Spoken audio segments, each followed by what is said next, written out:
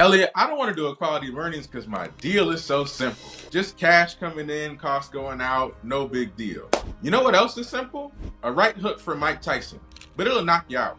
Let me just tell you, there's a graveyard of people who have thought their deal was simple, got caught up on accounting because they're not CPAs, bought a crater, and you'll never hear from them again because they're out of the M&A scene. Let's talk about it more in this next video where I speak about this with some prominent M&A attorneys, and we give you some sides of this that you might not have thought about, because maybe it's simple because you don't want to pay, which I understand, but that does not make it simple. So now let's talk about simple deals that aren't simple. But Ellie, let's pause for a second and tell us what is quality of earnings. Why I'm buying a business, like, why don't I just look at the books myself? What do you do? Sure. If you speak accounting as good as a CPA, you should look at them yourself. So I tell people that too. I think people say look at it themselves. It's like looking at something in Japanese. You can look at it. What are you going to figure out about it? On your biggest bet of your life, probably by 10x, right? $1 million personal guarantee, and you're going to look at it in a language you don't speak.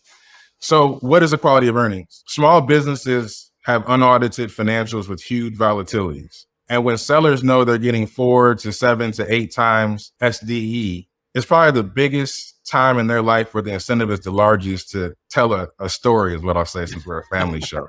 If they sell you the stories like the used car lot, there's no takebacks. Yeah. So how do you take volatile small business financials? I'm underinvested in financial stacks. That controller went to high school with the owner that counts good, but that's about it. You know what I mean? The CPA that gets paid $1,500 to do the taxes, but you're trying to treat him like he's in the books once a month. How do you get that into a format where equity investors can make a decision? You know, sometimes banks can make a decision. So the quality of earnings is an audit-like tool made for small deals where instead of focusing on every single thing in the world like an audit does, you're focused on understanding cash flow for the particular period so that somebody can say, okay, broker said SD is 900, SD is really 750. And now that we know what it is, we can actually make decisions as lenders, as equity, as the buyer on what to do. You know what's actually there. I had a buyer On stuff that sometimes can show up as like bank statements don't match the balance sheet by 5%, but that little shift, if you just say, oh, I'm just going to fix it, you don't realize that implies the whole financial system is off, and it could be completely different. And then folks doing these $100,000, $300,000, $400,000 SDE deals, you make a $200,000 SDE mistake, you go into the poor house. Yeah. You call them fraudulent. I mean, fraudulent's a high bar. I mean, you're telling me that they are intentionally, nefariously trying to scam buyers. Is that what you're asserting? Yes. And I'm saying it emphatically now. I've been in the closet with it historically because people like to argue. But let's just be honest. That owner that deposited $1 million into his bank account and tried to call it revenue with no invoices, what was he trying to do?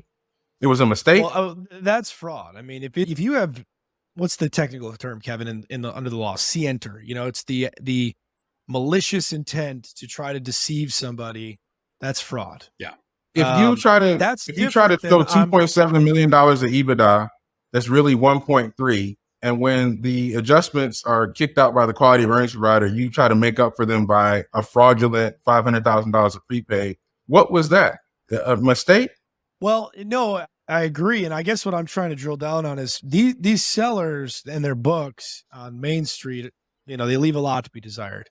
And so to me, there's a big distinction between I have bad bookkeeping practices, and therefore my product, when I market my business, is, you know, less than accurate. You know, it's different there, but like sometimes these folks are lying. Here's the thing. So here's where I think it's different.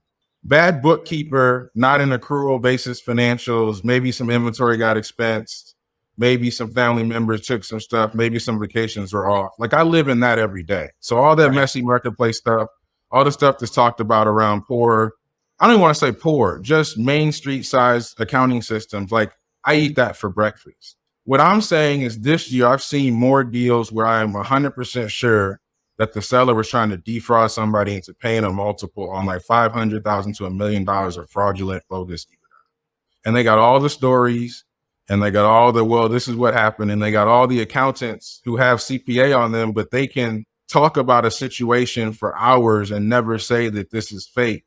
And if you're not persistent enough or you're not pushing hard enough, which I've seen a lot of people not do, you believe the story and keep going. And then people say, oh, well, the SBA is they're only going to do it if it's a good deal.